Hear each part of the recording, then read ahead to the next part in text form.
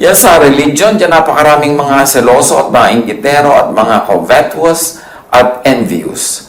Katulad niyang si Paul, nung maraming nakikinig sa kanya, nagkakaroon siya ng maraming mga followers, nainggit sa kanya yung mga Jews. So, ang ginawa ng mga ito, siya ay pinaulanan ng mga pamumula, paninira, at kung ano-ano pang mga pangongontra. Itong envy, very true to all, but also kahit and especially sa religious circles. Kaya sa religious groups, marami ang mga siraan, batuhan, awayan, kasi nagkakainggitan sila pagka merong isang group na lumalaki, isang teacher na dumadami ang nakikinig, naiinggit naman yung iba. Another root and fruit of envy is jealousy. And again, root yan, fruit pa rin. Yung magselos, malibugho, and indulgence in controversies and malicious talk. Pagka ang tayo naiinggit, siya ay nagsisimula o sumasali sa mga usapang malisyoso, paninira sa kinaiinggitan, at ang pakikinig naman at pagsali sa ganito mga usapan ay maaaring maging pasimula na naman ng ibang envy of the same people or of other people who are hearing it at maaaring magbukas sa kanila yung ideya na dapat silang mainggit. 1 Timothy 6:4, they are conceited and understand nothing. They have an unhealthy interest in controversies and quarrels about words that result in envy, strife, malicious talk, evil suspicions. And again, this is especially true among very religious people. Ang pag-aaway-aaway nila tungkol sa words, sa meaning ng words, interpretation and application of words. At yan, malamang ang pinanggagalingan, envy. Kasi kung wala namang nakikinig sa isang leader, wala naman siyang follower, hindi naman siya kinikriticize ng iba, hindi siya pinapansin. Pero oras na dumami ang nakikinig, dumadami din ang critic. So obviously, merong envy involved. Again, sa ganitong kind of evil talk, mahilig dito ang maraming religious experts. Now, what are the signs of envy? Watching other people's lives instead of improving one's own. Ito isang grabing aspeto ng inggit. Yung wala kang ginagawa kundi bantayan ang buhay ng kinakainggitan mo, pakinggan ang kanya sinasabi para hanapan ng maipapanira o maikikriticize, bantayan ang mga achievements niya para ito ay maliitin, at hadlangan ang kanyang daan para hindi siya matuloy sa kanyang mga gustong puntahan. Ang taong naiinggit, hindi niya naaasikaso ang kanyang sariling buhay. Ang inaasikaso niya ay tumanghod, makinig, manood sa buhay ng kinakainggitan. At sa kagagawa niya noon na hindi niya nalalagyan ng enough investment of time, effort, energy, yung kanyang sariling buhay, lalo siyang naiiwan ng kanyang kinaiinggitan. Kaya huwag nating bigyan ng space sa buhay ang inggit. Dahil sisirain tayo talaga niyan. Hindi ka na magkakaroon ng lakas para ayusin ang iyong buhay dahil inubos mo na yung lakas mo sa pag-inggit, sa pananood, sa paninira ng taong kinaiinggitan. Another sign of envy is belittling other people's achievements. Yung alam mo na may na-achieve siya, meron siyang magandang nagawa, pero binabaliwala mo, pinapaliit mo yung malaki niyang ginagawa, nagbubulag-bulagan ka sa magaganda niyang nagagawa. Yan ay sign of envy. At yung maligning others, especially achievers. Yung pagka may ginawang magandang 10 ay ang hahanapin mo, yung isa o dalawang hindi maganda, o yung hindi nagawa, o sisiraan mo siya. Kung hindi mo masira ang kanyang achievement, at sisirain mo ang kanyang pagkatao, ang mga bagay na may kinalaman sa kanyang personal na buhay, these are all signs of envy. At bakit natin ito pinag-uusapan? Kasi pwedeng tayo mismo nagiging biktima ng pagiging mainggitin, o tayo ang sinisira ng mga naiinggit. And in that case, hindi mo dapat pansinin ang mga naiinggit sa'yo, basta malinis ang iyong konsyensya, ang iyong budhi ay nakasangayon sa magandang kalooban ng Diyos. You can look into God's face in spite of what your critics tell you because alam mo na malinis ang iyong puso, tama ang iyong ginagawa, although hindi ka perfect, pero generally maganda at mabuti ang iyong ginagawa. Huwag mong pansinin ang critics. Uubusin nila ang iyong lakas. Uubusin nila ang iyong energy at maging ang iyong vision for a fruitful life. So kayong mga inggitero, lagi nilang binabantayan kung ano ang ginawa mo, huwag mo namang bantayan at hintaying marinig ang mga report kung ano ang sinasabi tungkol sa iyo ng mga naiinggit sa iyo. It will only make you feel bad. It will only negate you from your good race that you are running well. Kaya dapat huwag pansinin ang mga naiinggit.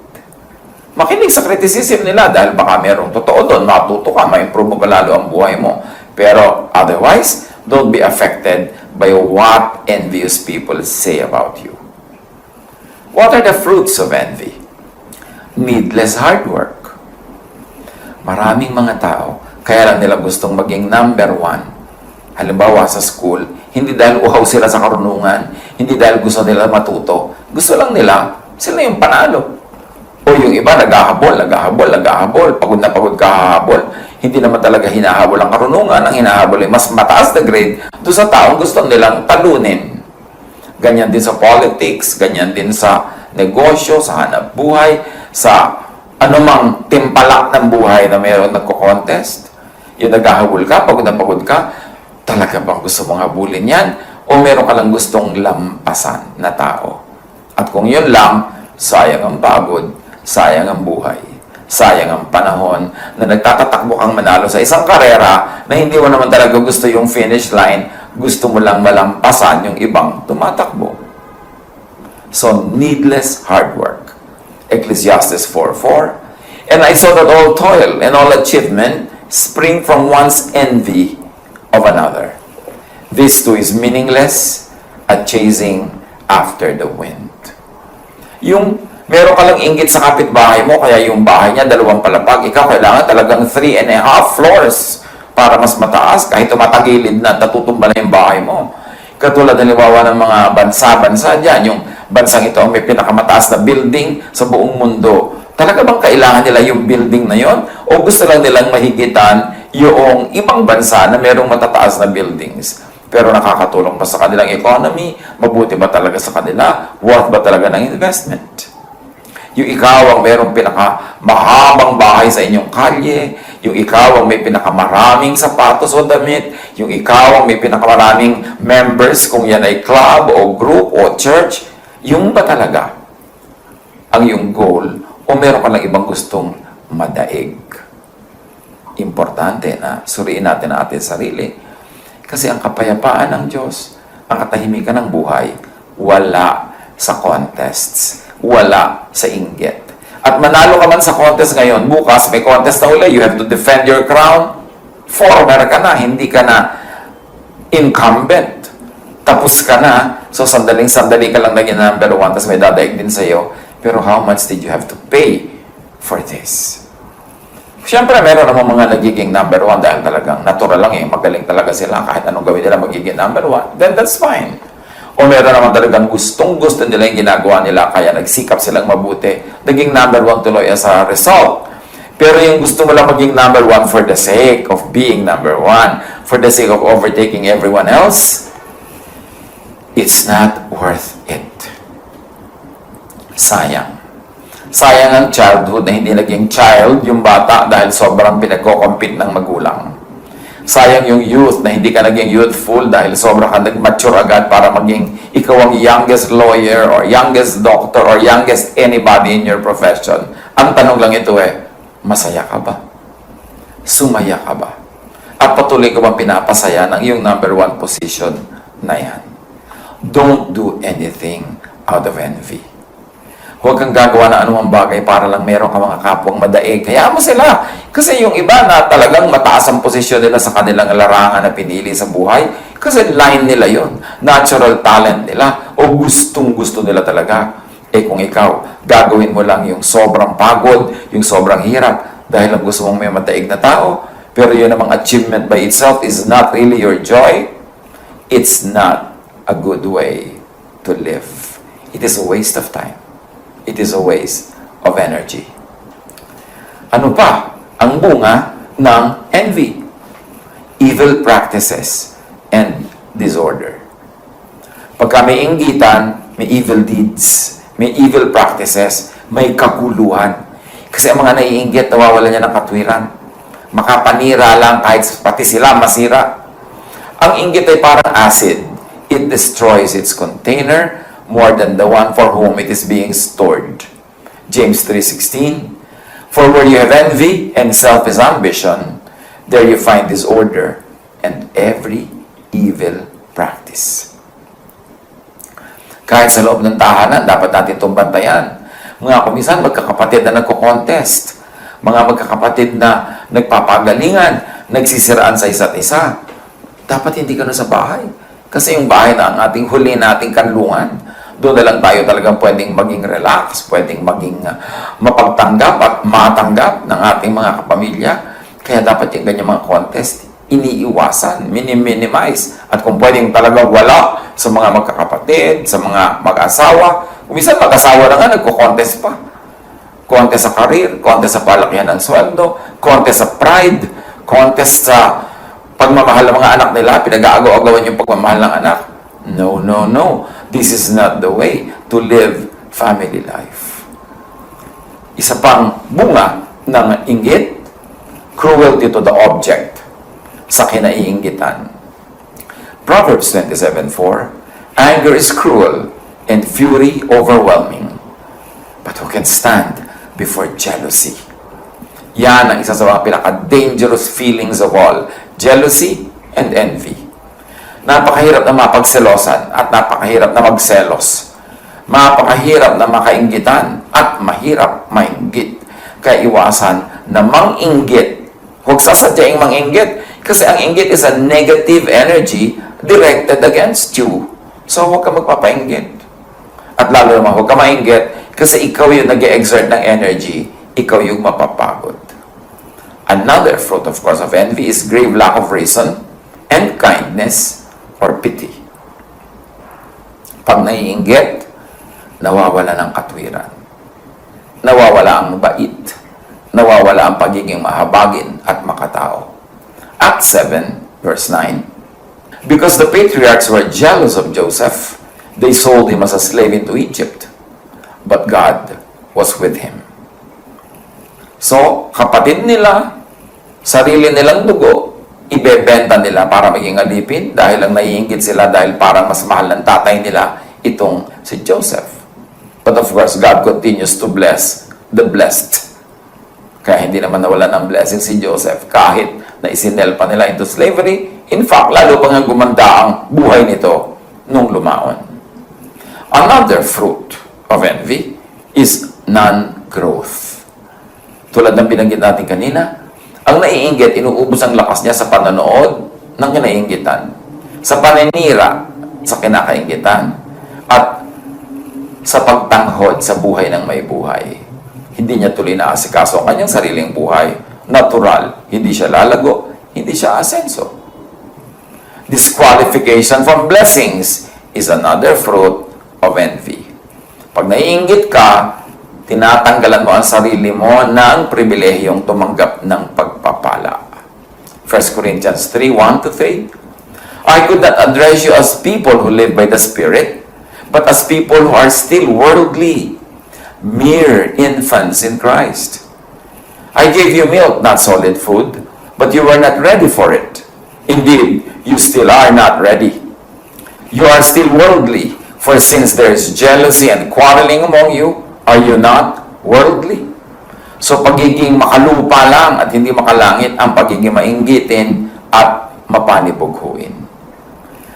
It disqualifies us from receiving blessings from heaven. And of course, another fruit of envy is death and decay. When you are envious, something in you dies. And when you're continuously being envious, you keep on dying in many parts of your personality, in many parts of your heart. Job 5:2, resentment kills a fool, and envy slays the simple.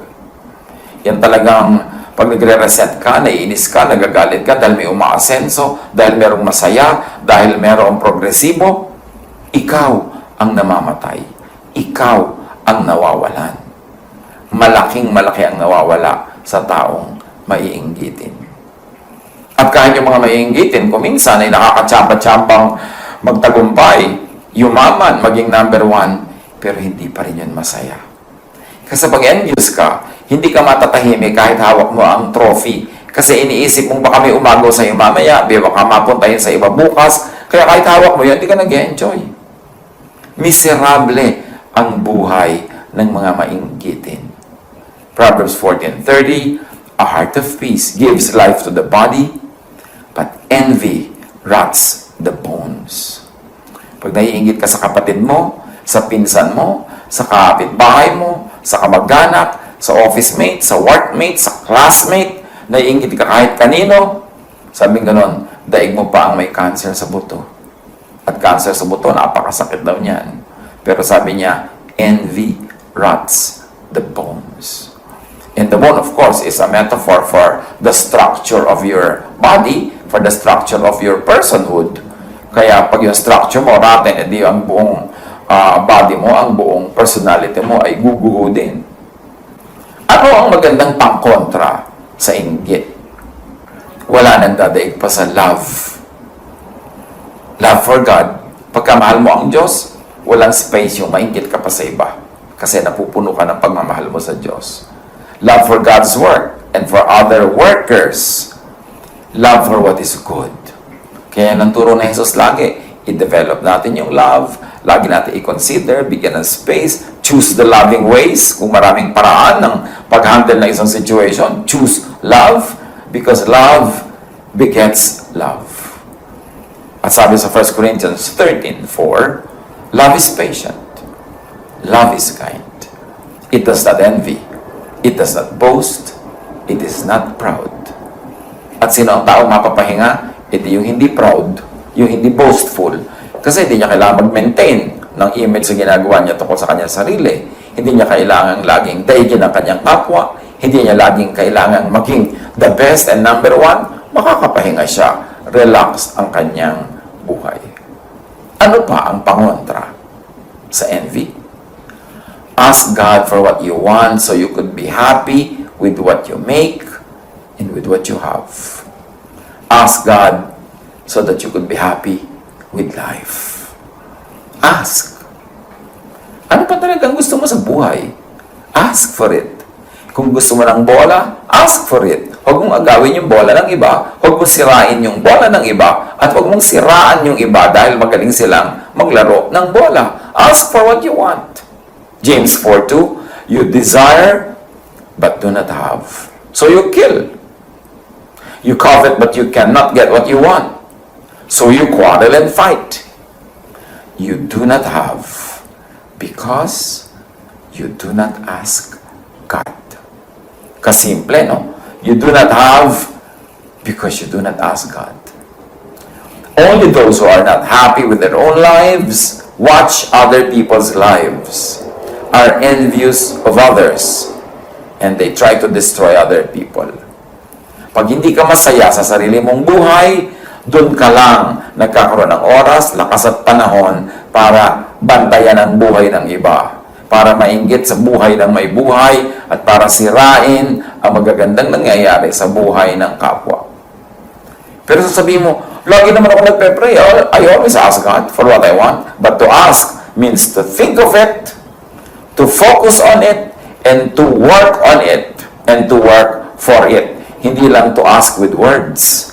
Ang tunay na asking, ang tunay na prayer, yung iniisip mo lagi, ginagawa mo lagi, nakatuon ka, lagi mong ginagawa kung ano ang pwedeng magawa mo para mapalapit ka doon sa gusto mo, para makamit mo siya. Hindi lang hingi ka ng hingi sa salita.